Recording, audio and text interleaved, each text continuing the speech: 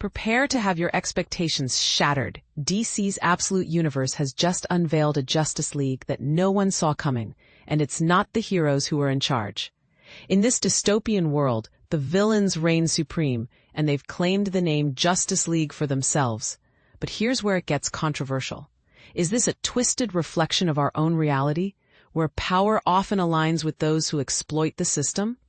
Let's dive in. DC's Absolute Universe has been a groundbreaking success, with each series feeling distinct yet interconnected through a shared, dark setting. Until now, heroes like Batman, Wonder Woman, and Superman have operated in isolation, their stories siloed to maintain the unique tone of their respective titles. But that's about to change. This December, Absolute Batman and Absolute Wonder Woman will cross paths in a two-part adventure, sparking speculation. Could this be the first step toward an absolute Justice League? Well, not exactly. The name is already taken by the villains. In the shocking one-shot Absolute Evil #1, written by Al Ewing and illustrated by Giuseppe Camuncoli, the main antagonists of 5 Absolute titles unite. The Joker, Batman, Veronica Cale, Wonder Woman, Ra's al Ghul, Superman, Eleanor Thawne, Flash, and Hector Hammond, Green Lantern. But this isn't where typical villain team up. In the Absolute Universe, these characters aren't just powerful.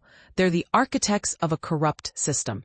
Cale is the U.S. Secretary of Defense. The Joker and Ra's al Ghul are business moguls. Thawne is a Black Ops weapons researcher, and Hammond wields corporate might. Their world isn't broken by accident. It's designed this way, and they're determined to keep it that way. And this is the part most people miss.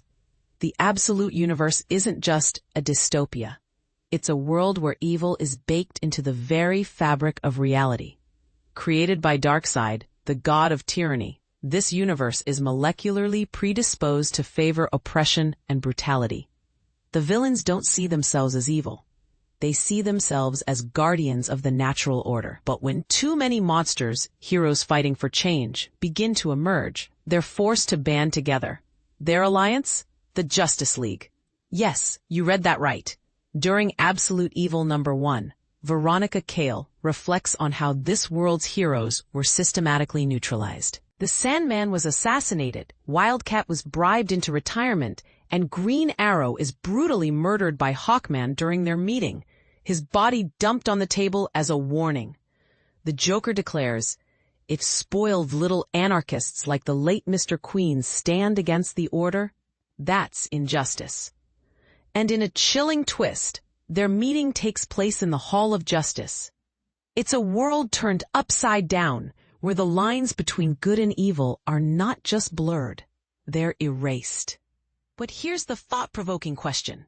If the system is inherently corrupt, does fighting against it make the heroes agents of chaos? Scott Snyder, writer of Absolute Batman, argues that while the classic Batman stands for order, this version represents chaos, because he's fighting a system that's irredeemably broken. Meanwhile, Absolute Superman writer Jason Aaron reimagines Kal-El as a 1930s-style champion of the oppressed, sabotaging corporate greed and inspiring rebellion. Wonder Woman, chronologically the first hero in this universe, remains its moral compass, a beacon of kindness in a world that rejects it. Even as a witch from hell riding a skeletal Pegasus, Diana embodies compassion, believing in the potential for good in everyone. This brings us to the heart of the controversy. Is the Absolute Universe a critique of our own world, where power often aligns with those who exploit it?